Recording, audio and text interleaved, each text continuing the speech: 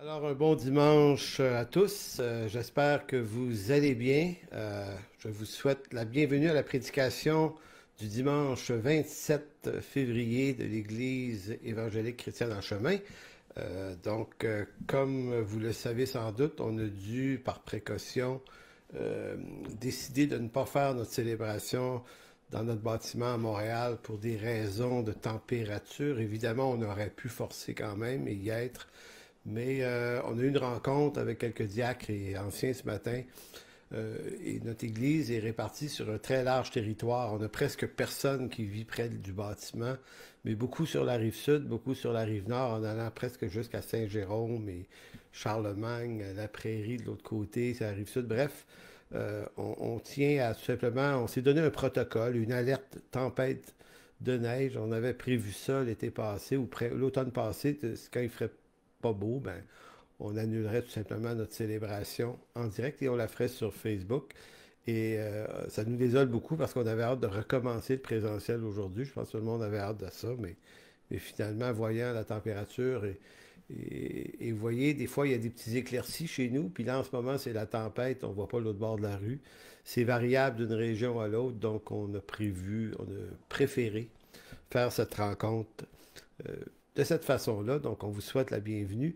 Évidemment, pour les membres de notre Église, tout ça va être suivi du Zoom habituel. Donc, ça va être dans lequel on va avoir un moment de prière pour la question de la guerre en Ukraine et la Russie. On va avoir un témoignage également de personnes qui viennent de cette région-là aussi, qui sont dans notre Église. Donc, ça va être important. Ça va nous aider, nous, à réfléchir mieux sur la manière de prier pour cette affaire-là. Donc, juste après la prédication, pour les membres de notre Église, on se rejoint sur le Zoom habituel. Tout le monde sait c'est où. Donc, aujourd'hui, on est à la séance 41 de cette série Lettres de Paul aux Romains. Ça me fait plaisir d'être là. En passant, il arrive que des fois, il y a des coupures de Facebook, ça coupe tout à coup sans prévenir. Donc, si ça arrive, ben moi, je repars la vidéo dans les minutes qui suivent, dans les secondes qui suivent. Donc, rafraîchissez votre page, revenez et je devrais réapparaître dans pas très long. Donc, séance 41 de cette série qu'on a commencé au mois de janvier passé. Donc, on devrait refaire quasiment une autre année là-dessus. On est rendu au chapitre 7. Et la semaine passée, ceux qui étaient là, vous vous souvenez, on a parlé de toute la question de la loi. Nous ne sommes plus sous la loi, mais nous disions que bien que nous ne sommes plus sous la loi, nous ne sommes pas pour autant sans loi. Et en fait, on expliquait que les commandements de Dieu sur le plan éthique ont toujours leur pleine application. C'est ce que Paul essaie de nous dire. Ils n'ont plus leur effet de condamnation à mort contre nous, puisque Christ est mort à notre place, a pris cette condamnation sur lui, mais néanmoins, ces commandements-là sont bons, sont purs. Maintenant, une question qui est surgie cette semaine, c'est oui, mais est-ce que toute la loi, toutes ces observances, toutes ces pratiques, par exemple, on n'a qu'à penser à toute la sacrificature aaronique, donc tout ce qui était en rapport avec les sacrifices. Donc, qu'est-ce qui reste? Qu'est-ce qui ne reste pas? Donc, on va décortiquer ça un peu aujourd'hui. Le titre aujourd'hui, j'ai la volonté, mais non le pouvoir de faire le bien. Donc, on va également rebondir sur Romains 7, 18, qui nous parle de la volonté, mais non le pouvoir. Et ce texte, ce verset-là est vraiment, vraiment, vraiment, vraiment important quand on fait de la théologie là, sur la sotériologie, c'est-à-dire la doctrine du salut, la doctrine du péché. L'apôtre Paul explique probablement mieux que dans n'importe quel autre texte de ses lettres ce qu'est le pouvoir du péché sur l'homme. Et voyez comment c'est habilement dit, j'ai la volonté, mais non le pouvoir. J'ai la volonté, mais non le pouvoir de faire le bien. Donc ça va être intéressant parce que ça va nous permettre de comprendre toute la question de la liberté. Quelle liberté on possède? Parce qu'on possède une certaine liberté, certes, mais on ne possède pas toute liberté, puisqu'on n'a pas le pouvoir, comme dit Paul, de faire le bien. Mais juste avant, revenons à la loi. Dans Romains 13, 8, vous aurez l'apôtre Paul qui va dire ceci. Romains 13, 8. Ne devez rien à personne si n'est de vous aimer les uns les autres, car celui qui aime les autres a accompli la loi. En effet, les commandements, tu ne commettras point d'adultère, tu ne tueras point, tu ne déroberas point, tu ne convoiteras point, et ceux qu'il pourrait encore y avoir se résument dans cette parole, tu aimeras ton prochain comme toi-même. L'amour ne fait point de mal au prochain, l'amour est l'accomplissement de la loi. C'est fort intéressant parce que vous voyez dans la logique de Paul, il ne dit pas que nous ne sommes... S'il avait dit dans Romains 6, 14, 14, 15 et 16, à trois reprises, il dit « Nous ne sommes plus sous la loi, mais sous la grâce », Romains 6, 14, 15 et 16, ben, dans la même lettre, Romains 13, 8 à 10, il nous rappelle ces commandements de la loi, mais il les résume, comme s'il les plaçait dans un entonnoir dans lequel il nous disait, mais ça se résume à une chose, au fond. Tu aimeras ton prochain comme toi-même, parce que celui qui aime son prochain, ben, n'exercera pas que sur lui le vol, le meurtre, la convoitise et tout ça. Et ce qui est intéressant, c'est que ça nous ramène également dans le discours de Jésus-Christ, qui à plusieurs reprises va dire, notamment dans l'Évangile de Jean, c'est vraiment, vraiment très présent. Aimez-vous les uns les autres comme je vous ai aimé. Donc, toute la loi se résume à l'amour fraternel. Et Jésus va pousser plus loin en disant, c'est même à cet amour qu'on vous reconnaîtra que vous êtes mes disciples. Donc, pas n'importe quel type d'amour, mais l'amour dont Jésus nous a aimés, c'est cet amour-là qui doit être au milieu de nous. Et c'est un amour qui se distance favorablement de l'amour qui est strictement un phénomène d'émotion ici, dans nos relations humaines. Parce qu'ici, on résume l'amour à être juste une émotion, une attirance, la consommation de l'autre, son avantage à soi, alors que l'amour de Dieu est dans une autre perspective. On ne parlera pas de ça aujourd'hui, mais c'est néanmoins juste pour montrer comment Paul regarde la loi. Donc, si dans l'Ancien Testament, la loi est dans le « ne fais pas »,« ne touche pas »,« ne fais pas ci »,« ne fais pas ça », dans le Nouveau Testament, ces mêmes contenus de loi-là sont comme bris, refaçonnés pour les ramener dans l'angle positif du « aime ton prochain ». C'est pas « ne haïs pas ton prochain ». Ce qui serait dans la rhétorique de la continuité de la loi, c'est « ne pas », alors qu'ici, en Jésus-Christ, dans la Nouvelle Alliance, non, c'est « tu aimeras ton prochain comme toi-même, tu aimeras Dieu ». Donc, nous ne sommes plus sous la loi, mais sous la grâce. Sous la grâce, disait Paul, j'ai dit en Romains 6, 14 à 16, on ne tourne pas là. Oui, mais oui et non. Nous ne sommes plus sous la loi, oui et non. C'est-à-dire que nous ne sommes plus sous le régime de la loi à la manière d'Israël, pour qui la loi était imbriquée dans la conduite de vie de tous les jours, avec le sabbat à tous les samedis, imbriquée dans un sacerdoce également, avec des prêtres, des sacrifices, des fêtes, l'expiation au temple, le code alimentaire, code vestimentaire, des fêtes religieuses et ainsi de suite. Donc la loi, c'est pas juste les 10 commandements, et c'est ça qui est intéressant.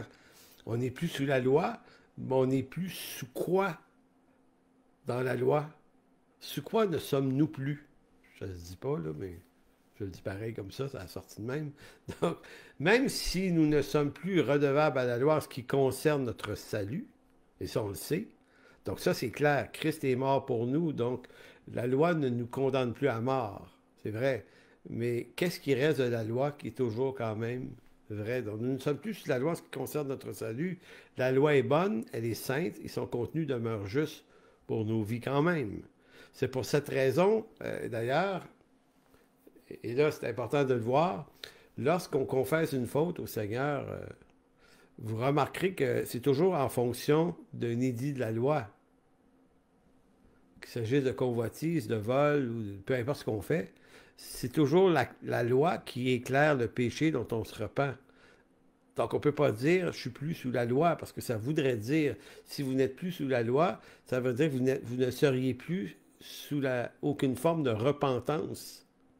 Maintenant, Jésus n'a pas réinstallé un nouveau code légal avec des nouvelles lois dont on doit se repentir comme une version néo-testamentaire du phénomène. Non, la repentance est toujours dans un rapport qui s'inscrit par rapport à la loi. Donc, abolir ou accomplir la loi. Donc, je vais vous faire tourner dans le sermon sur la montagne, en Matthieu 5, versets 17 à 20. Matthieu 5, et ici, ça entre bien dans le sujet parce que nous ne sommes plus sous la loi et sous la grâce, mais voyez comment Jésus lui-même discute de cette question-là en Matthieu 5, versets 17 à 20. Il va dire, ne croyez pas que je sois venu pour abolir la loi et les prophètes. Intéressant. Est-ce qu'il y a une contradiction entre Paul qui dit, nous ne sommes plus sous la loi, et Jésus qui dit, non, non, je ne suis pas venu abolir la loi. En fait, il n'y a pas de contradiction, il y a de la complémentarité, c'est pour ça qu'il faut s'en parler. Donc, il dit, je ne suis pas venu abolir la loi et ou les prophètes, je suis venu non pour abolir, mais pour accomplir. Car je vous le dis en vérité, tant que le ciel et la terre ne passeront point, il ne disparaîtra pas de la loi un seul iota ou un seul trait de lettre, jusqu'à ce que tout soit arrivé. Celui donc qui supprimera l'un de ses plus petits commandements et qui enseignera aux hommes à faire de même, sera appelé le plus petit dans le royaume des cieux. Mais celui qui les observera et qui enseignera à les observer, celui-là sera appelé grand dans le royaume des cieux. Car je vous le dis, si votre justice ne surpasse celle des scribes et des pharisiens, vous n'entrerez point dans le royaume des cieux. Donc, voyez la sévérité, la radicalité, je dirais plutôt, de l'enseignement de Jésus en voulant dire il y a un jugement qui s'attache contre celui qui dirait que cette loi-là est obsolète et n'est plus utile ou qui supprimerait une seule de ses parties, mais au contraire, on récompense ici celui qui va enseigner à les observer. Maintenant, comprenons le discours de Jésus ici en rapport avec Paul qui dit « Nous ne sommes plus sous la loi ». Donc, est-ce que Paul commet le péché que Jésus avait dit de ne pas commettre? En fait, non. C'est qu'il y a une différence entre abolir et accomplir. C'est parce que Jésus a accompli la loi. Donc, il n'est pas venu... En d'autres mots, ce qu'il est en train de dire, je ne suis pas venu vous dire que la loi n'était pas bonne, puis on l'enlève, on recommence tout à zéro avec un nouveau principe, ça va être l'amour et la grâce maintenant. Tu sais, il dit, c'est pas ça. Pensez pas que je suis venu faire ça. La loi est bonne, elle est pure. Il tient le même discours que Paul. Elle est parfaite, la loi. C'est pas la loi qui est un problème. C'est vous autres, avec votre condition de rebelle et de pécheur. Donc, c'est vous autres le problème. Donc, je ne suis pas venu l'abolir, je suis venu l'accomplir. Donc, il est venu l'accomplir pour nous en tout point, afin que nous soyons délivrés des conséquences mortelles qu'elle entraîne. On a vu ça la semaine passée. La lettre qui tue, dont Paul parle dans 2 Corinthiens, c'est que c'est par la loi, la lettre de la loi, qu'on apprend notre condamnation à mort. Et vous vous souvenez qu'on disait, la seule façon d'être gracié, ben, c'est d'être d'abord condamné. Seul un condamné à mort peut être gracié. Un non coupable, lui, ne peut pas l'être. Donc, la loi, elle a joué ce rôle de pédagogue pour nous conduire à Christ. Elle nous a amené en toutes choses à voir complètement notre échec et notre incapacité de plaire à Dieu en suivant ses commandements. Puisqu'on est coupable, on est condamné à mort. Puisqu'on est condamné à mort, Christ meurt à notre place. Et de condamné à mort, étant mort pour nous, on est gracié par lui de cette mort qui nous était due. Il y a quand même un verset qu'il faut comprendre, c'est le verset 20 du même texte de Matthieu 5, car je vous dis que si votre justice ne surpasse celle des scribes et des pharisiens, vous n'entrerez point dans le royaume des cieux. La version Semeur rend ça un peu différemment, mais veut dire la même chose, je vous lis quand même. Version Semeur du verset 20, je vous le dis, si vous n'obéissez pas à la loi mieux que les spécialistes de la loi et les pharisiens, vous n'entrerez pas dans le royaume des cieux. Je vous avoue très honnêtement que pendant longtemps, je tremblais, moi, à la lecture de ce texte, parce que je me disais que non seulement j'étais pas mieux que eux dans l'accomplissement de la loi, mais j'y arrive beaucoup moins bien que eux. Parce qu'il faut comprendre là, tout le scrupule que mettait un pharisien à l'époque pour accomplir la loi. Tu sais, quand on dit qu'il payait la dîme sur des détails, là, sur des plantes, sur des assaisonnements, sur tout, là, il était maniaque. Là. Écoutez, le jour du sabbat, là, c'était une pratique extrêmement conforme, plus que même ce que la loi pouvait en exiger. Donc, ils étaient extrêmement à cheval sur les micro-détails. Ce qui est assez ahurissant, c'est que dans Jean 8, ils se sont fait traiter de fils du diable. Eux qui se disaient fils d'Abraham, Jésus les contredit. Donc, c'est pas parce que vous accomplissez la loi et que vous vous mettez dans un rythme d'extrême fidélité par rapport à la loi, ça ne vous rend, ça ne vous justifie pas, ça ne vous gracie pas devant Dieu. Vous restez perdus, les gars. Écoutez, c'est pas pour rien qu'ils ont voulu le tuer à la fin du chapitre. Ils ont voulu, ce que Jésus leur disait est absolument intolérable. Et mettez-vous à leur place si vous avez voué toute votre vie dans une vie extrêmement sévère de privation, de discipline, pour vous faire dire que vous êtes un fils du diable, donc une personne non sauvée, ben ça se digère mal, ça. Maintenant, ce qui est troublant pour moi, puis peut-être pour vous, c'est que Jésus dit, mais si vous réussissez pas mieux, si votre justice ne surpasse celle des scribes et des pharisiens, vous n'entrerez pas dans le royaume de Dieu. Fait que moi, je me disais, oui, mais Seigneur, si eux ont échoué, même à la hauteur de la discipline qu'ils se sont donnée, tu dis d'eux qu'ils ont échoué, puis qu'ils ne rentrent pas, puis tu me demandes à moi de faire mieux que...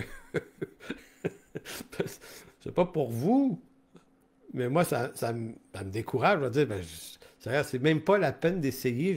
Je suis officiellement voué à la perdition éternelle, c'est clair. Je ne peux pas y arriver. Maintenant, jusqu'au jour où on dit, peut-être que je comprends mal le texte parce que Jésus est venu nous faire grâce par son sacrifice. Donc, ici, il y aurait une confusion d'idées. Comment peut-il dire qu'il meurt pour nos fautes? Il prend sur lui la condamnation de cette loi sur lui afin de nous en délivrer pour qu'on soit sauvés. Et comment pourrait-il nous dire que notre justice doit surpasser celle des scribes et des pharisiens? Alors, voici une explication. Comment pourrions-nous obéir à la loi mieux que ne le faisaient les scribes et les pharisiens, spécialistes de la loi et tous ces hommes-là, qui s'acharnaient en toutes choses à l'appliquer dans leur vie?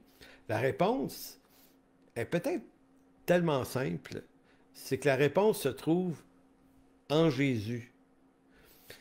Souvenons-nous que l'œuvre de la justification par la foi a fait en sorte que nous avons été mis en Jésus-Christ. Nous sommes devenus ce que Paul appelle une seule et même plante avec lui. On est devenu une nouvelle création en lui, un homme nouveau. Lui est le premier de cette nouvelle génération d'hommes, mais nous, hommes et femmes nés de nouveau, nous appartenons à cette nouvelle race de ceux qu'on appelle les nés de nouveau, régénérés par une semence incorruptible, nous dit Pierre. Voyez-vous, donc il y a toute la force de ce discours apostolique que Jésus soutient d'ailleurs de toute façon dans son enseignement. Donc, ce qu'on doit comprendre, c'est qu'à partir du moment où on est placé en Jésus-Christ, on est élevé à la parfaite justice de Dieu.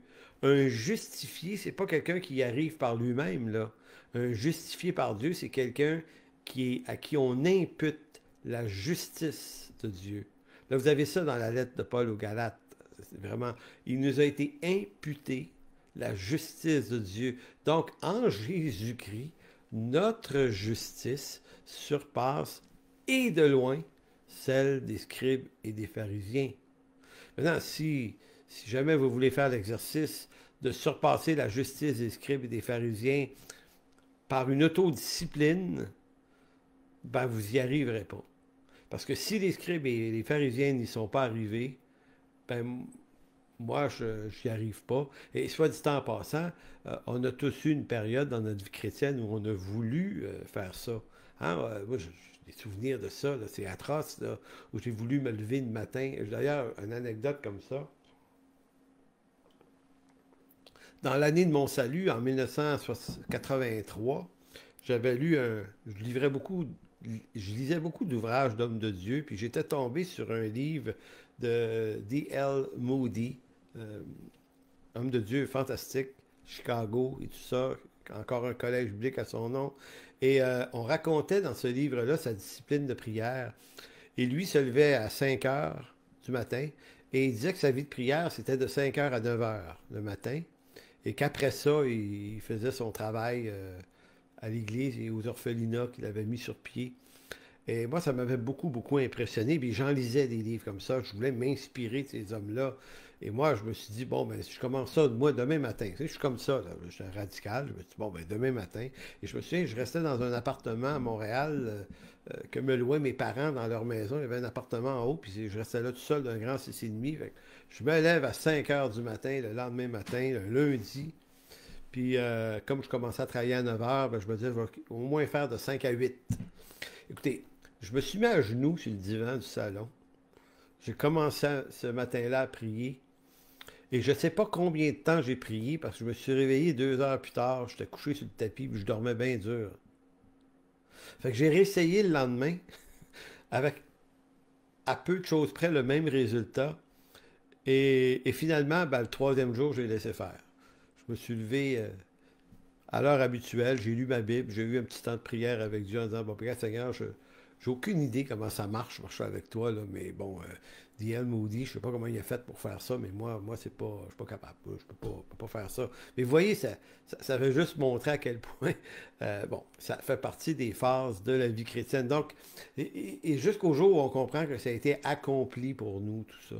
Donc, on n'est pas appelé à faire tout ça. Maintenant, on est appelé à avoir une vie de prière, on est appelé à avoir une communion avec Dieu. Mais ici, là, il y a une musculature à développer, il y a une pratique à développer, il y a une obéissance à développer. Donc, c'est quelque chose qui se fait là, à travers les mois, les années, et c'est comme ça que ça marche. Puis, on a des reculs, puis on a des avances, ça recule. C'est ça, là.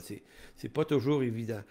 Maintenant, parlons de loi cérémonielle. Sommes-nous toujours, évidemment, non, on sait qu'on n'est pas sous les lois cérémonielles qu'imposait tout le pacte des lois d'Israël sur les rituels sacrificiels. Et pour ça, je vous fais tourner dans Hébreux 9. On va lire deux textes dans Hébreux 9, rapidement d'ailleurs, on ne les commentera pas beaucoup, mais il faut comprendre que nous ne sommes plus sous la loi, mais notamment les règles cérémonielles. Hébreux 9, 13, Hébreux 9, 13 nous dit, car si le sang des taureaux et des boucs et la cendre d'une vache répandue sur ceux qui sont souillés sanctifie et procure la pureté de la chair, combien plus le sang de Christ, qui par un esprit éternel s'est offert lui-même sans tache à Dieu, purifiera-t-il votre conscience des œuvres mortes, afin que vous serviez le Dieu vivant. Et c'est pour cela qu'il est le médiateur d'une nouvelle alliance, afin que, la mort étant intervenue pour le rachat des transgressions commises sous la première alliance, ceux qui ont été appelés reçoivent l'héritage éternel qui leur a été promis. Donc l'auteur de la lettre aux Hébreux nous exprime très très bien le fait que nous ne sommes plus sous la loi sous l'angle des alliances. L'alliance, la loi appartient à une alliance, c'est l'alliance mosaïque, mais en Jésus-Christ, nous sommes sous une autre alliance. Donc, c'est aussi le passage d'une alliance à une autre. Dans cette nouvelle alliance en Jésus-Christ, il y a des éléments de l'ancienne alliance qui sont conservés et d'autres non. Parmi ce qui n'est pas conservé, c'est tous les rituels sacrificiels de l'ancienne alliance. Donc, on ne participe plus jamais à des sacrifices d'animaux pour l'expiation de nos fautes. Ce serait même une abomination que de s'exposer à ça, puisque Christ s'est offert selon un esprit éternel. Le dernier verset 15, là, afin de recevoir un héritage éternel. Donc, ce n'est pas un pardon annuel comme dans l'Ancien Testament. Les sacrifices étaient offerts une fois l'an, mais ici, on reçoit un héritage éternel. C'est un point extrêmement important que cette affaire-là, que devant le Dieu chrétien, le Dieu biblique, les sacrifices animaux ne peuvent plus jamais être ramenés à cette. D'ailleurs, ça devient un des éléments crée un problème avec la posture eschatologique prémillénariste qui revoit la reconstruction du temple et le retour des sacrifices, et ils le décrivent comme agréé par Dieu, alors que dans les faits, toute la lettre aux Hébreux nous dit que pratiquement pratique et spirituellement parlant, la chose ne pourrait pas être acceptable devant Dieu. Je ferme cette parenthèse, c'est pas là que je vais aller aujourd'hui. Donc, ici encore, les lois cérémonielles de l'Ancien Testament sont toutes accomplies. Donc, elles ne sont pas obsolètes dans une certaine mesure, ces lois cérémonielles, c'est qu'elles sont accomplies en Jésus-Christ, de telle sorte qu'on a pu les reproduire, puisque Christ est un sacrifice, est un grand sacrificateur éternel, et que son sacrifice a une qualité de pardon qui est éternelle. Ben, sous l'angle sacré cérémoniel, ben, il y a eu juste une cérémonie qui nous concerne. Elle s'est produite à la croix de Golgotha, là où Christ a été offert, une fois pour toutes. Donc, on n'est pas contre les cérémonies qu'il y avait en Israël. Elles étaient le signe qui pointait vers le Christ, qui, lui, les accomplirait une fois pour toutes, mais dans un seul sacrifice. Donc, Christ est à la fois le grand sacrificateur, mais selon l'ordre de Melchisédek, et non pas selon l'ordre d'Aaron, et son sacrifice a une durabilité éternelle. Un peu plus loin, dans Hébreux 9, 25, c'est un texte magnifique, ça. C'est un de mes textes là, dans la lettre aux Hébreux. C'est un des textes que je trouve les plus majestueux. Hébreux 9, 25. Et ce n'est pas pour s'offrir lui-même plusieurs fois qu'il y est entré comme souverain sacrificateur entre chaque année dans le sanctuaire avec du sang étranger. Autrement, il aurait fallu qu'il, c'est-à-dire Jésus, eût souffert plusieurs fois depuis la création du monde, tandis que maintenant, à la fin des siècles, il a paru une seule fois pour abolir le péché par son sacrifice. Je vous fais remarquer que l'expression fin des siècles, fin des temps, nous, on aime l'appliquer au futur du maintenant. Là. Il y en a qui relancent des prophéties en ce moment, que la guerre en Ukraine, c'est un relèvement, c'est un réveil des prophéties de la fin des temps. En fait, les auteurs de la lettre aux Hébreux, l'auteur signifie la fin des temps et des siècles à son époque à lui. Jésus est apparu à la fin des siècles. La fin des siècles, fin des temps, toujours en rapport avec les prophéties de Daniel qui prévoyaient des temps. Et c'est lui qui établit le calendrier des temps entre lui et la venue d'un oint de l'Éternel à Jérusalem qui va être mis à mort. Et quand ce oint est mis à mort, Jésus, ben, la fin de ce siècle, de ces siècles, de ces temps-là est accomplie. Donc, il a paru une seule fois pour abolir le péché par son sacrifice. Et comme il est réservé aux hommes de mourir une seule fois après quoi vient le jugement, de même, Christ est offert une seule fois pour porter les péchés de plusieurs, apparaîtra sans péché une seconde fois à ceux qui l'attendent pour leur salut. Pourquoi ce passage-là est si magnifique? Parce qu'il dit énormément de choses, mais cette dernière déclaration, moi, là, je me souviens du moment où j'ai allumé sur le verset 28, parce que, comme tout le monde, j'ai toujours une certaine appréhension à l'idée de mourir et de comparaître devant le Seigneur. On a beau savoir qu'il nous a pardonné, qu'on est gracié, qu'il nous aime, plein d'affaires comme ça qui se disent, mais je me suis toujours dit quand même, il me semble que, Seigneur, avant de mourir, donne-moi l'occasion de m'améliorer un peu, d'être moins pécheur, d'être une meilleure personne, en tout cas une version de moi plus présentable. Vous voyez, parce que j'ai toujours l'impression que le Seigneur m'attend, oui, avec sa grâce et son amour, mais en même temps, en disant, écoute bien Montréal, on va s'asseoir, là, on va jaser, moi puis toi, parce que il y a une couple d'affaires dans ta vie que ça n'a pas passé. Moi puis le Père, là, il faut qu'on te parle de ça. Puis, c'est comme si le Seigneur nous attendait avec une liste de péchés, et le problème, c'est qu'il aurait raison, il n'y a pas besoin d'en inventer. Mais ici, ce que cette promesse nous donne, c'est que lorsqu'il va apparaître, il va apparaître sans nos péchés.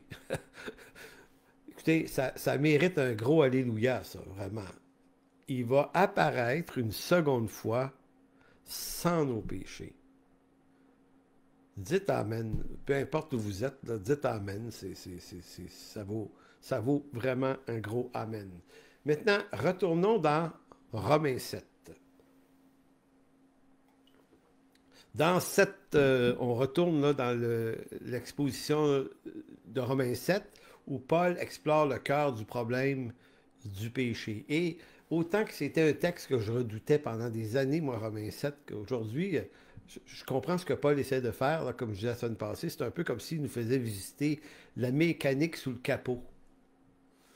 Hein? Puis là, quand on voit un peu la tuyauterie de comment ça fonctionne, tout ça, en fait, il y a un élément qui est comme un peu décourageant dans Romains 7 parce que ça nous fait visiter les bassesses de notre incapacité à plaire à Dieu, mais à la fois, ce Romains 7 se termine par beaucoup d'espoir. En fait, c'est nous vider de tout espoir d'y arriver par nous-mêmes.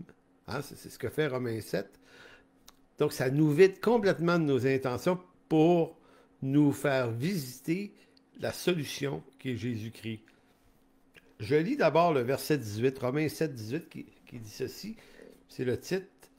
Euh, c'est Romains 7, 18, mais la partie B. J'ai la volonté, mais non le pouvoir de faire le bien. J'ai la volonté, mais j'ai pas le pouvoir.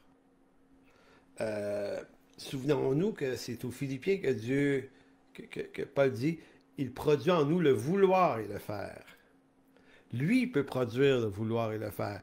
Mais nous ne possédons pas le vouloir et le pouvoir de faire le bien. La version sommaire, des fois j'aime ça le mettre en parallèle, rend ce bout du texte de la façon suivante. Vouloir le bien est à ma portée, mais non l'accomplir. C'est intéressant, hein?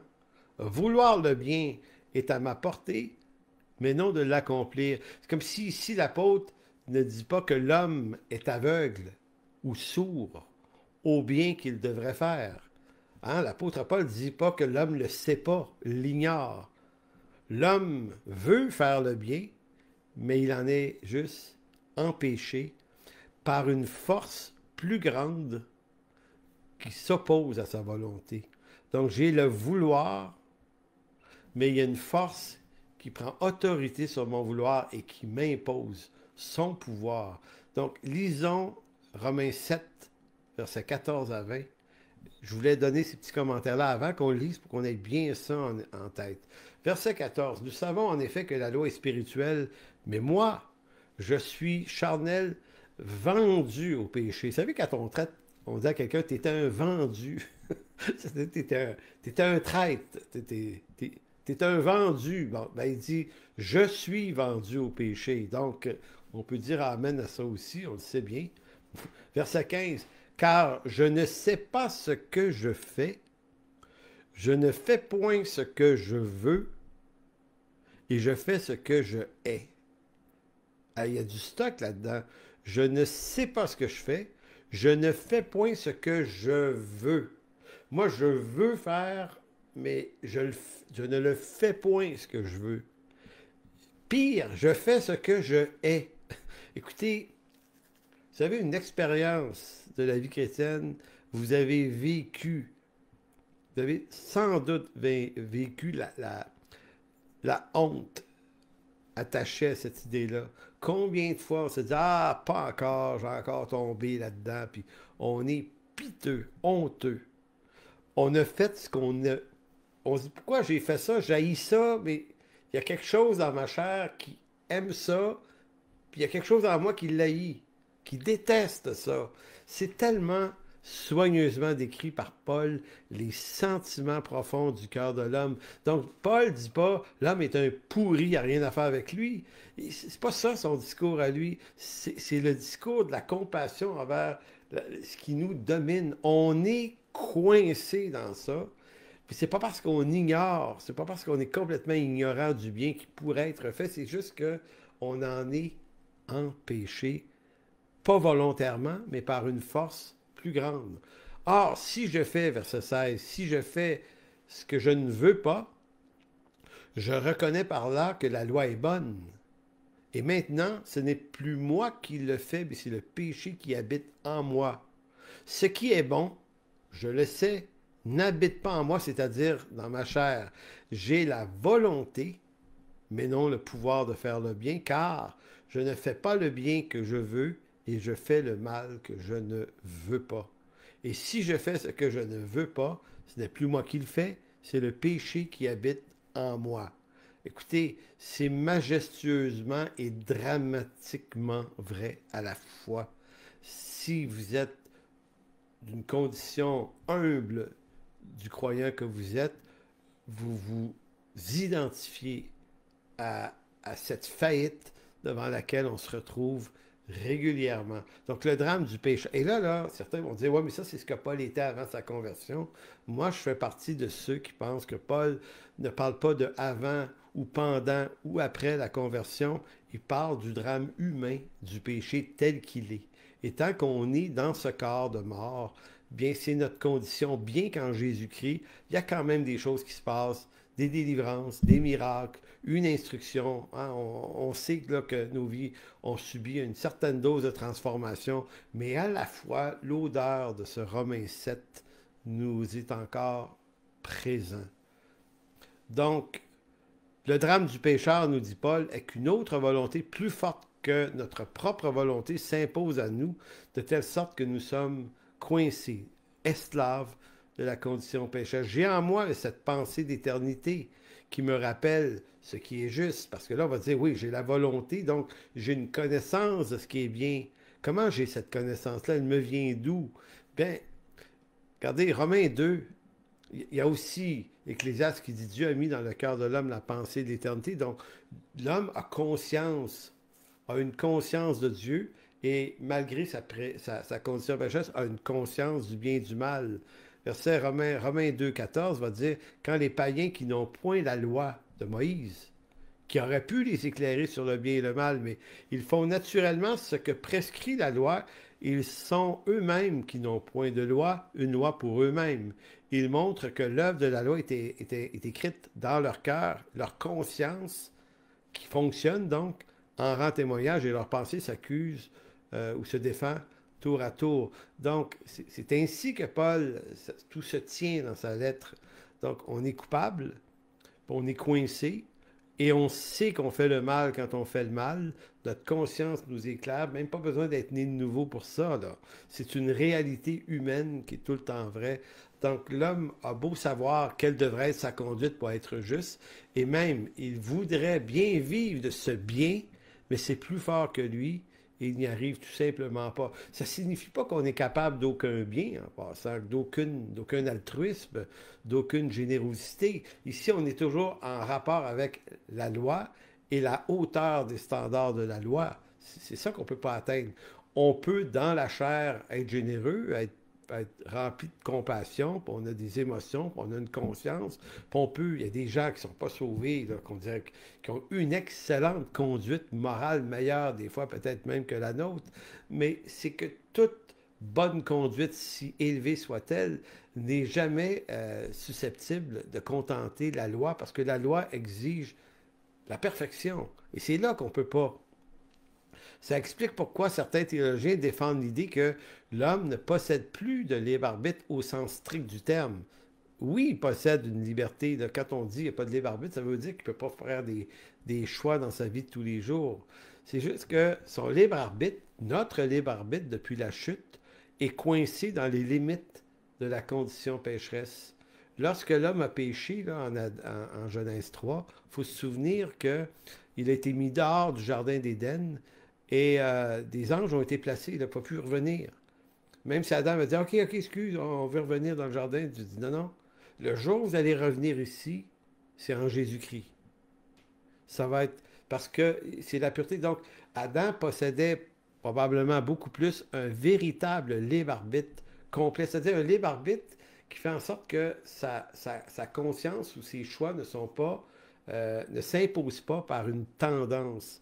L'homme n'était pas, comment dire, indisposé ou incliné dans une direction ou dans une autre. Il était libre.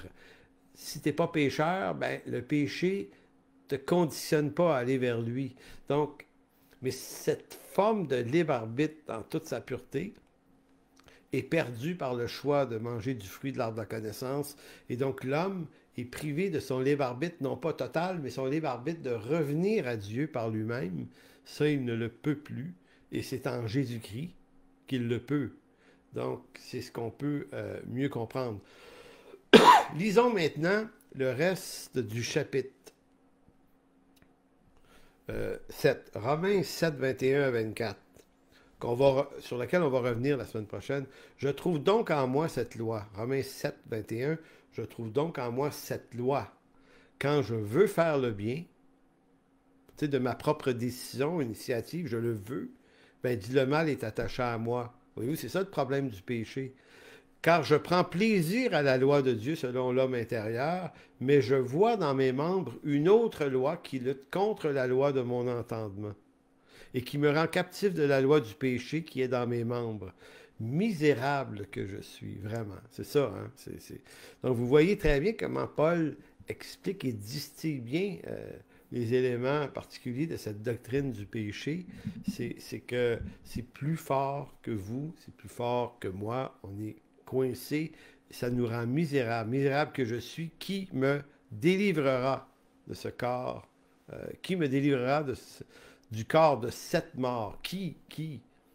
Et là, après nous avoir fait visiter les décombres puants de notre condition pécheresse, de notre cœur misérable, ben, autant c'est misérable dans le mauvais côté des choses, autant la solution est d'une gloire exceptionnelle. Verset 25, « Mais gloire soit rendue à Dieu par Jésus-Christ, notre Seigneur. Ainsi donc, moi-même, je suis par entendement esclave de la loi du péché, et je suis par la chair esclave de la loi de Dieu. » Et lorsqu'on entre dans Romains 8, c'est là qu'on entend la fameuse nouvelle qu'on est maintenant gratuitement justifié par sa grâce. On va voir ça dans les semaines qui viennent. Donc, si on reste encore sur le texte, c'est comme si, oui, je suis capable de prendre plaisir à la loi de Dieu. Hein, je suis capable. Même un non-croyant est capable d'être d'accord avec vous sur la loi de Dieu en disant que voler, c'est pas bon, puis mentir, puis tromper, puis tricher, puis tout ça, tuer. Évidemment, tout le monde pense ça. Pas besoin d'être sauvé. C'est pas l'Évangile qui nous donne une lumière si puissantement ajoutée qui fait que tout à coup, on se dit « Hey, j'avais jamais vu ça avant. » On a tous compris ça avant, mais c'est que l'Évangile, lorsqu'il arrive dans nos vies, vient éclairer notre condition à nous en pire, mais il nous fait voir la gloire de Dieu en plus grand encore.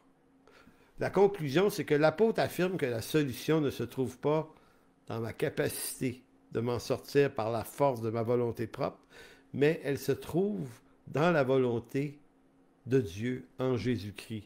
Bien que pécheurs en ce corps terrestre, comme les chrétiens de Thessalonique, nous sommes délivrés par Jésus de la colère à venir. Je vous demanderai de tourner en conclusion dans 1 Thessaloniciens 1, 9 à 10. 1 Thessaloniciens 1, 9 à 10. La colère à venir dont il est question ici, qui, tant qu'à moi, n'est pas les 7 années de tribulation, mais la colère à venir, parce que ça ferait aucun sens de dire ça aux Thessaloniciens, puisque ils n'auraient pas à vivre ces 7 années, ils sont 2000 ans de nous. Là. Ça peut pas, c'est pas d'une période terrestre de 7 ans dont il est question, lorsqu'il est question de colère à venir, mais bien du grand jugement du trône blanc. Il y a une colère qui attend tous les hommes qui ne seront pas trouvés en Jésus-Christ. C'est ça. Donc, mais la bonne nouvelle, verset 9, 1 Thessaloniciens 1, 9 et 10, car on raconte à notre sujet quel accès nous avons eu auprès de vous et comment vous vous êtes convertis à Dieu en abandonnant les idoles pour servir le Dieu vivant et vrai et pour attendre des cieux son Fils, qu'il a ressuscité des morts, Jésus qui nous délivre de la colère à venir. Jésus qui nous délivre de la colère à venir. Donc, frères et sœurs, en Jésus-Christ, l'attente qu'on a devant Dieu, ce n'est pas une attente de colère, mais c'est une attente de salut, de rédemption, de pardon. On a vu tout à l'heure dans Hébreux 9 que Jésus, lorsqu'il va revenir, ne revient pas avec nos fautes.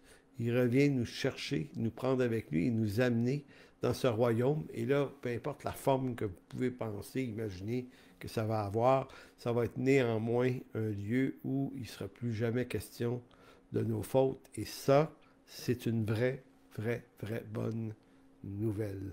Alors, si vous voulez bien, on va juste prier ensemble. Seigneur, merci de bénir cette instruction ce matin et tous ceux qui s'y exposent aussi. Non pas parce que c'est moi qui l'amène, mais parce que, Seigneur, il y a ici quelque chose qui conduit à une délivrance de nos propres nervosités, de nos peurs, de nos craintes du châtiment. Comme disait l'apôtre Jean dans sa lettre, dans sa première lettre, l'amour parfait chasse la crainte, parce que la crainte suppose encore l'attente d'un châtiment. Mais Seigneur, tu nous apprends, autant ici dans Romains 7, que dans Hébreux 9, que dans 1 Jean et à plusieurs autres endroits dans ta parole, que nous sommes délivrés de cette colère à venir. Et Seigneur, c'est pourquoi on peut respirer, exister et vivre. Et ce même s'il y a des jours mauvais des fois dans nos vies. Seigneur, on ne peut pas laisser tout ça aujourd'hui sans te remettre tout ce qui se passe en Europe de l'Est, Seigneur. C'est cette guerre qui nous fait s'inquiéter tout le monde, Seigneur. Et Seigneur, on sait que dans ce genre d'affaires-là, les tenants et les aboutissants, il y a plein de détails qui nous échappent sur ce qui s'est passé vraiment et le comment et le pourquoi. Et Seigneur, on ne veut pas entrer, nous, dans une évaluation. On ne veut pas être dans un camp. On veut, Seigneur, juste te demander de faire cesser ce tumulte par la puissance de ton esprit et de protéger tes enfants, Seigneur, de les instruire aussi dans toutes ces choses. Seigneur, de tourner cette affaire en occasion de salut même pour des Ukrainiens, pour des Russes, pour toute autre personne, que ta gloire et ton salut, Seigneur, triomphent au-delà de toutes ces choses. Et c'est dans le glorieux, précieux nom de Jésus qu'on te fait cette demande ce matin. Amen.